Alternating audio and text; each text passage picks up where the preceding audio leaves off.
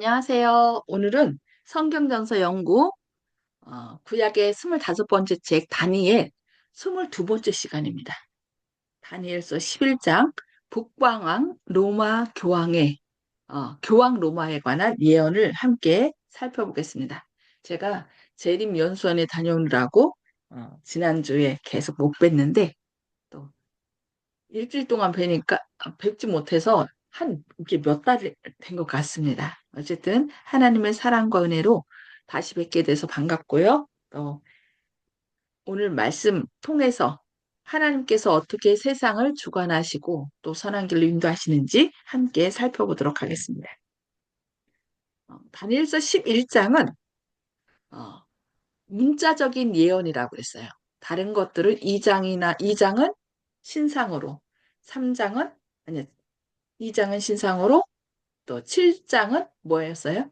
짐승들로 이 세상을 왕국들을 표현했고 8장에서는 구속사적인 측면으로 또 양과 염소 이렇게로 등장하는 거 그리고 거기서 나온 뿔로 이 세상 역사를 주관한 걸 볼 수 있습니다. 근데 다니엘서 10장과 11장은 이제 10장에서는 이 역사의 뒷면에서 벌어지는 일, 그 사단과 하나님 사이의 어두운 그 대결의 국면을 얘기했고 11장에서는 그것을 문자적으로 어떻게 이 예언이 어, 예언되었으며 그것이 어떻게 성취되었는지 저희가 지금 살펴보고 있습니다. 그래서 다니엘서 11장 2절에서는 메데 바사의 역사에 대해서 2절로 4절까지 있고요. 그 다음은 남방왕, 북방왕이 헬라의 전쟁사를 통해서 다니엘서 11장 5절로부터 13절 살펴보았습니다. 그 다음에 다니엘서 11장 14절로부터 22절은 로마의 전쟁사에서 나타난 북방왕과 남방왕에 대해서 봤고, 지난 시간에서는 이제 십자군 전쟁사를 통하여 북방왕과 남방왕이 어떻게 나타나는지. 이 십자군 전쟁에서는 그 그 법왕 로마가 예루살렘 빼앗긴 이슬람 세력에 빼앗긴 예루살렘을 탈환하고자 십자군 전쟁을 일으킨 것에 대해서 쭉 살펴봤습니다. 오늘은 북방왕 교황 로마에 관한 예언을 다니엘서 11장 31절로부터 39절까지 살펴보고요. 다음 시간에는 2300주야 이후의 역사에서 다니엘서 11장 40절로 45절 말씀을 살펴보겠습니다. 오늘은 북방왕 교황 로마에 관한 예언을 문자적으로 어떻게 예언되었고 그것이 어떻게 성취되었는지 오늘 함께 살펴보도록 하겠습니다. 성령님께서 지혜를 주셔서 이 예언에 관한 것을 밝히 깨닫고 정말 이 세상 역사는 하나님께서 주관하신다는 것을 저희가 믿고 앞생애를 주님께 의탁하면서 더욱더 믿음으로 나아가는 그런 저희의 삶이 되기를 간절히 축원합니다. 다니엘서 11장 31절부터 이제 계속 살펴볼 텐데요. 여기서 보면은 군대는 그의 편에 서서 성소 곧 견고한 곳을 더럽히며 매일 드리는 제사를 폐하며 멸망하게 하는 아증한 것을 세울 것이며 라는 말씀이 나옵니다. 자, 전에는 이제 십자군 전쟁에 대해서 지난 시간에 저희가 살펴봤는데요. 십자군 전쟁에 대한 예언이 끝나고 이제 본격적으로 북방, 북방왕의 그 정체와 그가 하는 일들이 예언됩니다. 여기 군대는 그의 편에 서서 성소, 곧 견고한 것을 더럽히며 이 가장 싫어하는 것이 뭘까요? 성소입니다. 왜냐하면 성소에 하나님께서 성소는 우리와 함께 거하시기 위하여 지은 곳이 성소예요. 그 성소의 중심은 뭐가 있어요? 십계명이에요. 십계명은 하나님의 통성의 그 본이 되는 거죠. 그래서 이 성소를 없애는 것이 바로 사탄의 목적입니다. 그래서 근데 이제 어, 보이는 성소를 없애기까지는 사단이 계속 이 지상에서 눈으로 보이는 성소를 없애기 위하여 바벨론이나 또 다른 많은 나라들을 사용한 것을 볼 수 있습니다. 그러나 예수님께서 하늘로 올라가신, 승천하신 후에는 이젠 보이는 성소가 아니라 눈에 보이지 않는 하늘 성소. 하나님께서 예수님께서 성소에 올라가셔서 여전히 그 구속사역의 모든 과정을 거기서 온전히 우리를 회복하여 하나님의 성전이 되게 하는 그것을 하고 계신데 사단은 그것을 계속 방해하는 거 보시죠. 그래서 실제로 예수님이 하늘로 승천하신 후 AD 70년에 예루살렘 성전을 파멸했고요.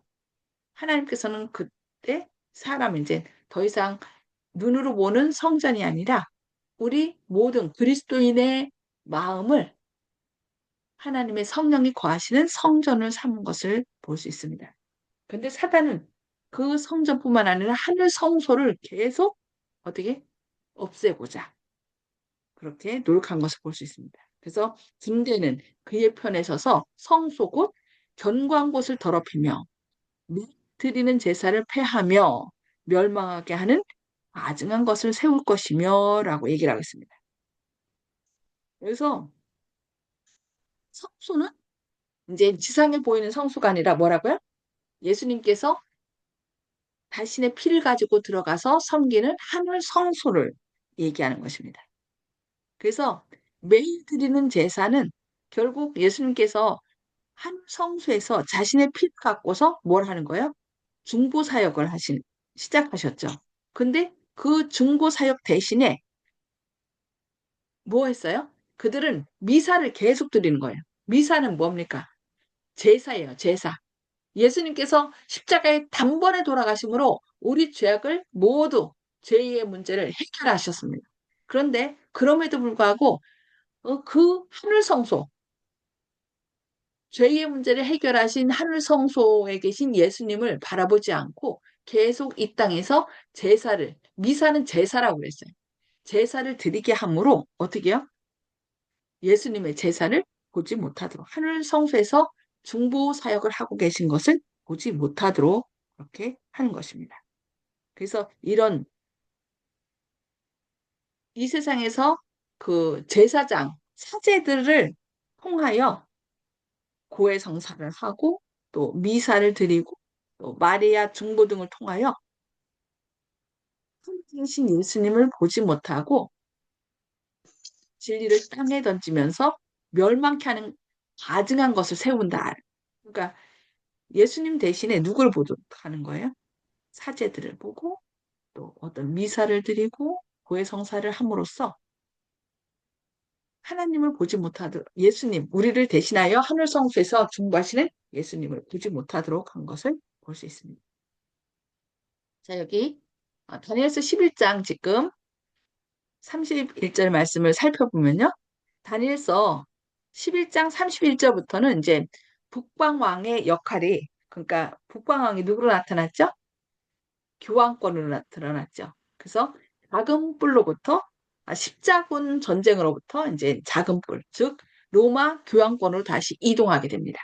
교황권이 로마로부터 정치적 세력을 계승하여 하나님의 성소와 또 그분의 백성에게 도전하여 행할 일들을 이어나가고 있는 것입니다. 그러니까 네 번째 나라 로마는 결국은 그 로마를 계승하여 교황 로마가 일어나서 똑같이 하나님의 백성을 괴롭히고 성소를 괴롭혔기 때문에 같은 일직선상에 있는 것을 볼 수 있습니다. 그래서 다니엘서 11장 31절로 36절은 다니엘서 8장 11절과 13절과 같이 평행구조를 이루고 있습니다.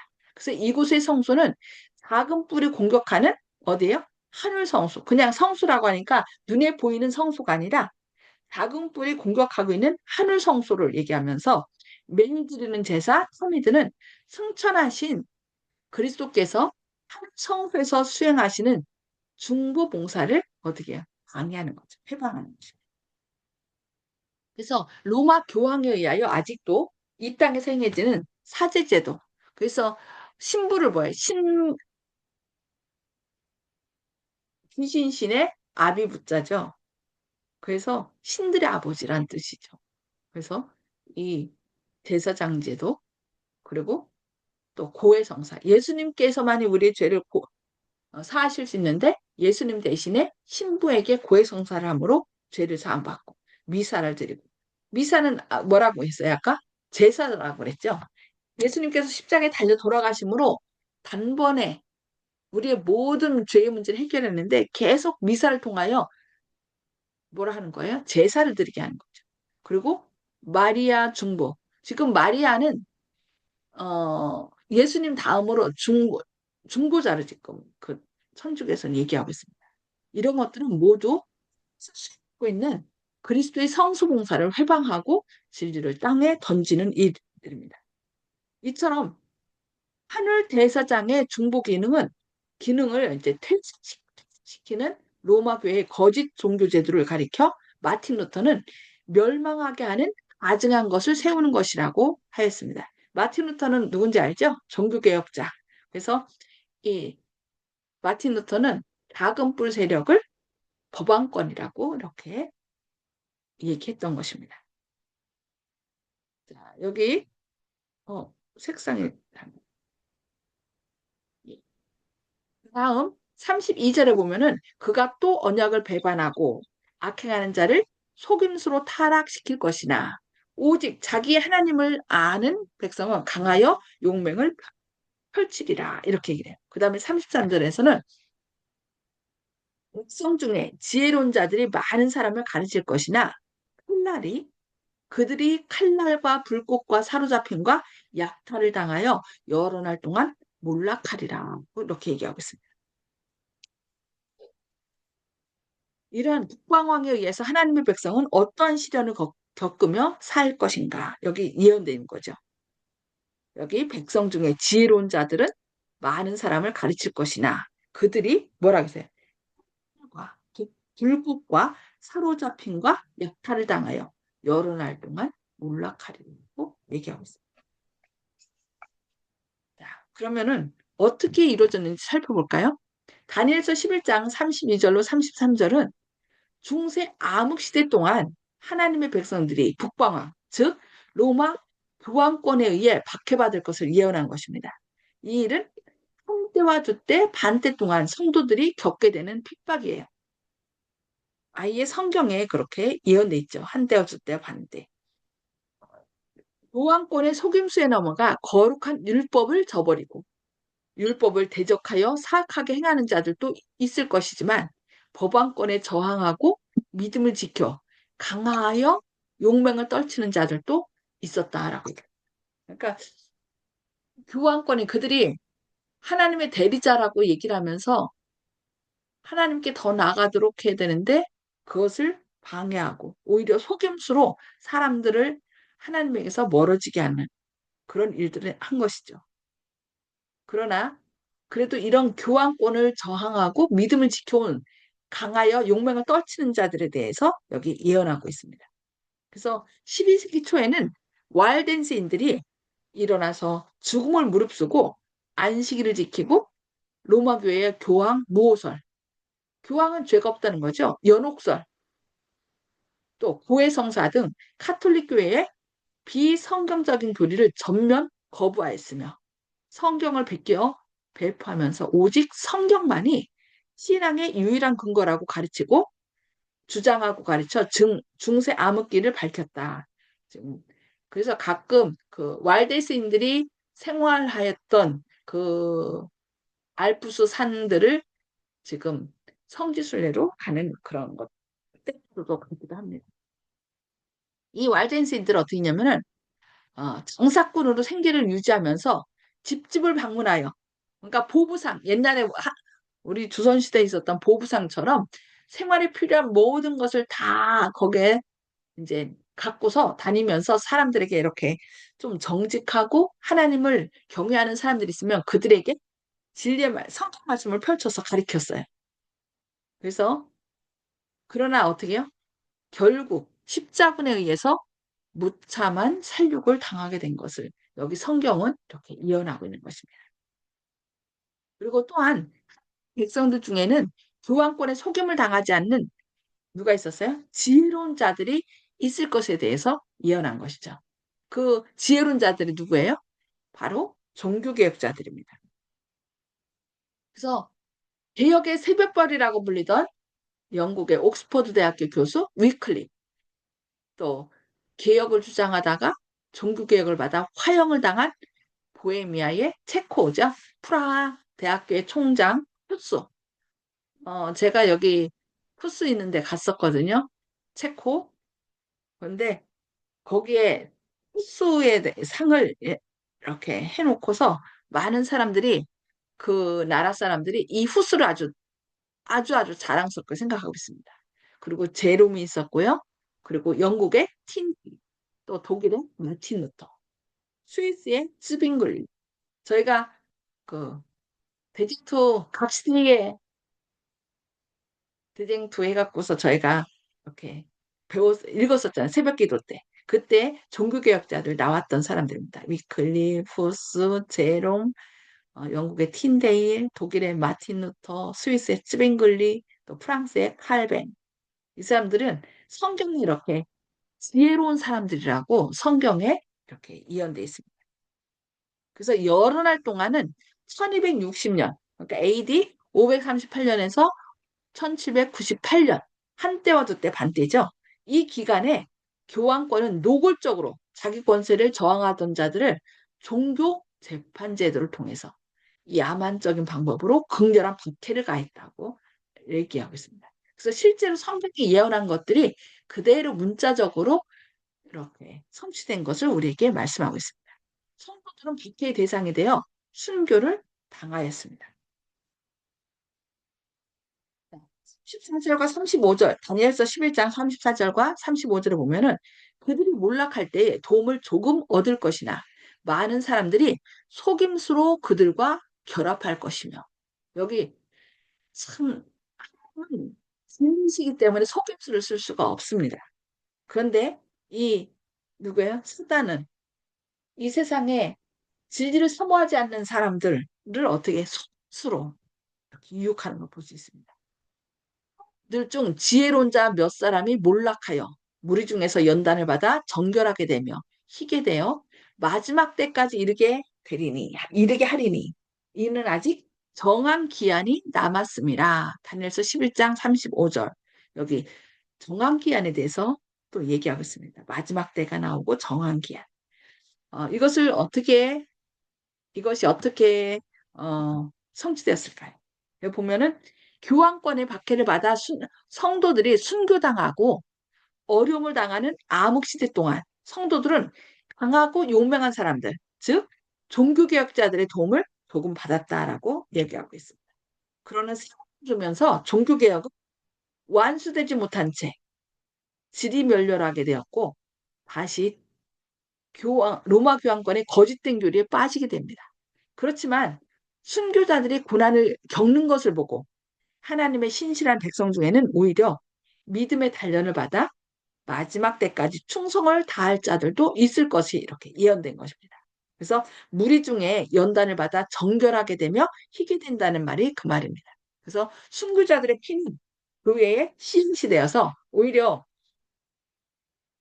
이 종교개혁자 편에 섰던 사람 중에 두려워서 떠나간 사람이 있는가 하면은 그것을 보고 끝까지 하나님 말씀에 순종하면서 끝까지 충성한 사람들의 그런 모습을 보면서 그 피해자로 왔다가 자기들이 그 다시 신앙인의 편에 충성된 하나님의 편에 서는 사람들도 있었던 것입니다. 그래서 여기서 마지막 때는 이제 마지막 때까지 이렇게 나왔잖아요. 마지막 때는 성경의 마지막 때는 한 때와 두 때와 반 때, 그 1260년이죠. 그 중세 교황권의 전성시대가 끝나는 1798년부터, 그러니까 그리스도의 재림 때까지를 가리키는 어떤 특수한 종말론적 표현입니다. 그래서 성경에서 마지막 때라고 얘기하면은 거의 프랑스 혁명이 끝나고 그 후를 마지막 때로 보면 됩니다. 그러니까 한 때와 두 때, 반 때가 지나는, 끝나는 그때 때 프랑스 혁명으로 교황권이 몰락하고 또 교황이 이제 죽임을 당하는, 그래서 거의 죽게 되었던 상처가 낫게 되매라고 하면서 다시 이제 거의 죽게 된 것처럼 났다 드러났다가 다시 회복될 것을 성경은 또 예언하고 있습니다. 36절을 보니까 그 왕은 자기 마음대로 행하며 스스로 높여 모든 신보다 크다 하며 비상한 말로 신들의 신을 대적하며 형통하기를 분노하심이 그칠 때까지 하리니 이는 그 작정된 일을 반드시 이룰 것임이라. 37절에서는 그가 모든 것보다 스스로 크다 하고 그의 조상들의 신들과 여자들이 흠모하는 것을 돌아보지 아니하며 어떤 신도 돌아보지 아니하고라고 얘기를 합니다. 그리고 그 대신에 38절은 그 대신에 강한 신을 공경할 것이요. 또 그의 조상들이 알지 못하던 신에게 금은 보석과 보물을 들여 공경할 것이며 여기 신들의 신을 대적한대요. 그리고 형통하여 분노하심이 그칠 때까지 한다. 그러니까 예수님께서 분노하시기 그칠 때까지 그들이 그 일을 계속한다는 거죠. 자기 마음대로 행하며 스스로 높여 모든 신보다 하나님보다 더 자기를 더 높이고 신들의 신이 누구예요? 하나님이죠. 더 높이고 또 그가 모든 것보다 스스로 크다 하고 그의 조상들의 신들과 그 조상들의 신은 누구예요? 하나님이죠. 그 하나님과 여자들이 흠모하는 것을 돌아보지 않아요. 이렇게 그들이 그동안 섬겨왔던 그 조상들이 섬기던 하나님을 섬기지 않고 오히려 다른 신들을 섬길 것에 대해서 예언한 것입니다. 어떻게 예언되는지 성취되었는지 보면요. 여기 다니엘서 10장 36절로 39절을 어떤 사람들은 이제 프랑스 혁명으로 해석하는 학자들도 있습니다. 그러나 이곳에서 계속 이제 프랑스 혁명보다는 로마 교황권으로 이렇게 볼 수 있는데 왜 그럴까요? 여기 보니까 다니엘서 11장 36절로 39절에서는 북방어, 즉 로마 교황권의 특성 두 가지를 말합니다. 첫째는 자신을 높여요. 어디까지요? 신들의 신들보다 다 자신을 더 높이고. 둘째는 하나님 대적하는 것입니다.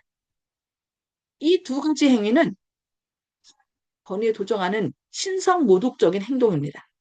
다니엘서 11장 36절로 39절에서 그 교황권과 관련하여 신이라는 단어를 9번이나 사용하여 그의 참남된 정체를 이렇게 폭로한 것을 볼 수 있습니다. 그러니까 다니엘서 11장은 문자적으로 예언됐다고 그랬죠. 그래서 저희가 이걸 볼 때 이것만 보는 것이 아니라 다니엘서 7장과 8장에 나오는 작은 뿔이 한 일에 대해서 이렇게 서로 비교하면서 이것이 문자적으로 어떻게 해석됐는지 살펴보면 되겠습니다.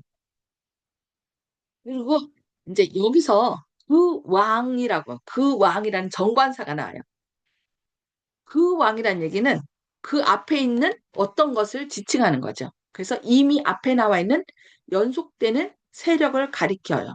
그래서 31절로 35절에 나온 성소를 회방하고 성소를 핍박하는 로마 교황권 세력을 말한다고 여기 얘기하어요. 그 왕이라는 정관사를 썼기 때문이죠. 그래서 분노하심이 그칠 때까지는 아까 1260년 한때 얻을 때 반때가 나왔었잖아요. 그 기간이 마칠 때까지 이 교황권이 그 세력을 갖고 하나님을 대적할 것에 대해서 이렇게 예언한 것을 볼 수 있습니다. 그래서 이 부분은 다니엘서 7장과 8장에서 저희가 작은 뿔에 대한 것을 배웠기 때문에 그거랑 서로 연관해서 이렇게 살펴보면 되겠습니다. 37절에 어떤 예언이 되어 있냐면은 그가 모든 것보다 스스로 크다 하고 그래서 이 교황은 그리스도 이 지상의 하나님을 하고 얘기를 해요. 그리스도의 대리자요 지상의 하나님이다. 스스로 큰 거.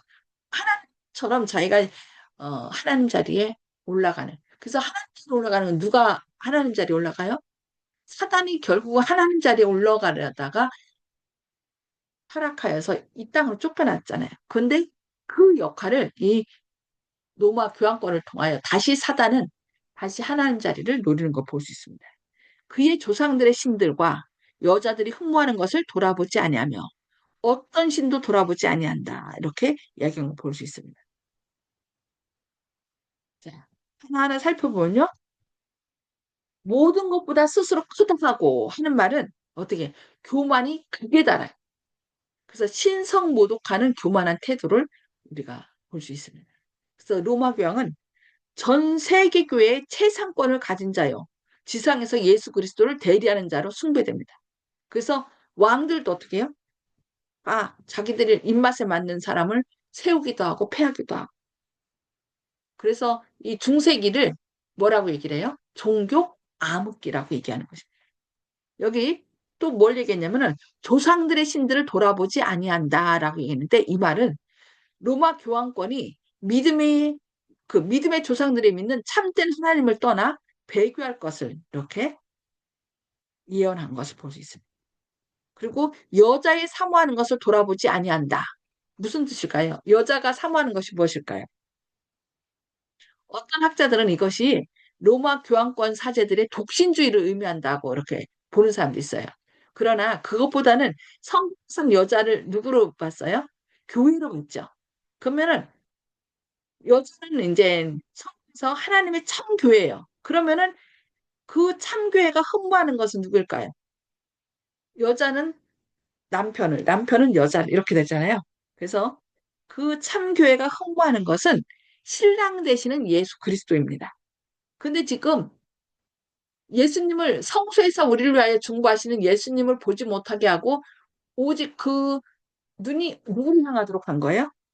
교황에게로 향하도록. 그래서 교황은 자신이 그리스도의 대리자라고 주장하면서 참 교회가 흠모하는 예수 그리스도를 돌아보지 아니할 것을 이렇게 예언한 것을 볼 수 있습니다. 그리고 어떤 신도 돌아보지 아니하고라는 뜻이 있는데 그것은 로마 교황권이 하나님의 말씀과 권위를 무시하고 스스로 신성에 자리에 앉는 신성 모독의 자세를 가리키고 있습니다. 어, 신보다 더부인 신부잖아요. 신들의 아버지. 그러니까 스스로 하나님 자리에 올라간 것을 우리는 엿볼 수 있습니다. 그래서 신의 강한 신을 섬긴다 그러는데 강한 신일 거예요. 그 한글 지역에는 신이라고 했대요. 강한 신, 세력의 신을 공경한다는 말은 신뢰하는 것보다 어떤 정치적인 세력과 결탁하는 어떤 재물, 뭐 어떤 능력을 더 보다 이 세상의 권력을 더 따르고 그들과 결탁하는 것을 이렇게 얘기하고 있습니다. 교육이 영적으로 타락하면 하나님 대신 어떻게 돼요? 세속적인 권력에 의존하는 경향이 뚜렷하게 나타납니다. 그리고 이 조상들이 알지 못하던 신을 공경한다라고 있는데 그 전에는 어떻게 했어요? 성부, 성자, 성령 이렇게 삼위 하나님을 믿었어요. 근데 지금 천주교에서는 마리아를 세상의 중보자로 얘기하고 있고 또 성인들의 성상을 숭배하죠. 그래서 그들은 다 기도문이 있어요. 뭐 감기 들렸으면 감기를 이긴 어떤 성인을 얘기하고 뱀에 물렸으면 뱀을 이긴 어떤 성인이 있어요. 그 성인의 이름을 부르면서 그 성인들에게 기도를 합니다.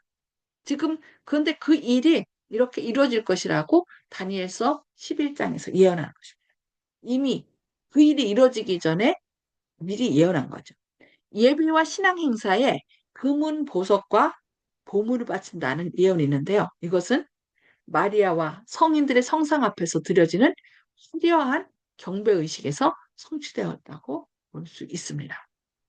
그러니까 지금 너무 문자적으로 이렇게 자세하게 하나하나 우리에게 알려준 것을 볼 수 있습니다. 그리고 39절에 그는 이 신을 힘입어 끝에 견관 산성들을 점령할 것이요. 무릇 그를 안다 하는 자에게는 영광을 더하여 여러 백성을 다스리게도 하고 또 그에게서 뇌물을 받고 땅을 나눠주기도 하리라.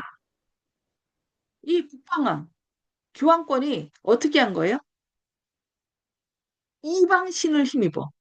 그러니까 하나님 섬긴다면서 하나님의 능력을 힘입어 더 섬기고 이래야 되는데 오히려 이방 신을 힘입어서 견고한 산성들을 점령하며 또 그를 안다는 자에게는 영광을 더해요. 그게 뭐예요? 자기에게 그 교황권에게 좀 뇌물을 바치고 뭐 하는 사람들에게는 어떻게 하는 거예요? 여러 백성을 다스리기도 하고 왕권을 왕으로 세우기도 하고 자기 마음에 들지 않으면 왕을 폐하기도 하는 그런 것을 볼 수 있습니다. 그래서 이렇게 그가 결국 누구예요? 교황권이 이방신을 힘입어서 크고 견고한 상선들을 점령한다는 것은 이렇게 로마 교황권이 받아들인 여러 가지 이교적 요소들을 말하는 것을 볼 수 있습니다. 그래서 그런 이교적 요소들을 가미한 교리로 국가들과 또 민족들에게 강력하고도 큰 영향을 미칠 것을 의미합니다. 그래서 로마 교황권은 그를 추종하는 정치 세력을 지원하고 막대한 이익을 제공하기도 할 것에 대해서 성경에 이렇게 예언했는데 실제 그대로 이루어졌어요. 그것 같은 경우는 이 왕이 어떻게 요 황제가 이 교황에게 밑보여 갖고 결국 그 추운 겨울에 맨발로 계단으로 오르면서 며칠 동안 어떻게 잘못을 빌었던 그런 것을 우리는 역사를 통해서 볼 수 있습니다. 그래서 지금 다니엘서 11장은 이 북방왕으로 상징된 로마 교황이 세력을 받아서 하나님보다 더 높아지고 결국은 그 세력을 자기가 원하는 사람에게 주기도 하고 빼앗기기도 하는 그런 것에 대해서 이렇게 문자적으로 예언했는데 그 모든 것이 그대로 이루어진 것을 우리에게 말씀하고 있습니다. 그래서 지금 중세기에 있었던 이런 일들이 다 이루어졌다는 것은 어떻게요? 앞으로 예언된 모든 것도 하나님의 주권하에 모든 것이 그대로 성취될 것을 우리에게 말씀하고 있는 것입니다. 그래서 우리는 끝까지 이 작은 뿔 세력에 굴복하지 말고 끝까지 하나님께 충성함으로 주님께서 예비하신 하늘 본향에 모두 참여할 수 있는 저와 여러분 되기를 바라면서 기도하고 마치겠습니다. 하늘에 계셔서 죄를 사랑하신 아버지, 다니엘서 11장을 통하여 중세기에 있었던 그 작은 뿔 세력이 하나님을 도, 도전하고 하나님의 백성들을 또 핍박한 사건에 대하여 이렇게 예언된 것이 자세하게 그대로 성취되었음을 오늘 배웠습니다. 이런 주님께서 이 세상의 역사를 주관하신다는 것을 저희가 말씀을 통하여 깊이 인식하는 가운데 앞생에도 주님께서 이 세상을 주관하심을 기억하고 사단이 마지막 발악을 하며 우리를 핍박하고 죽이려 할 때에 오직 주님께만 충성함으로 구원함에 이르는 저희들 되도록 성령 충만하심으로 저희를 붙들고 구원하여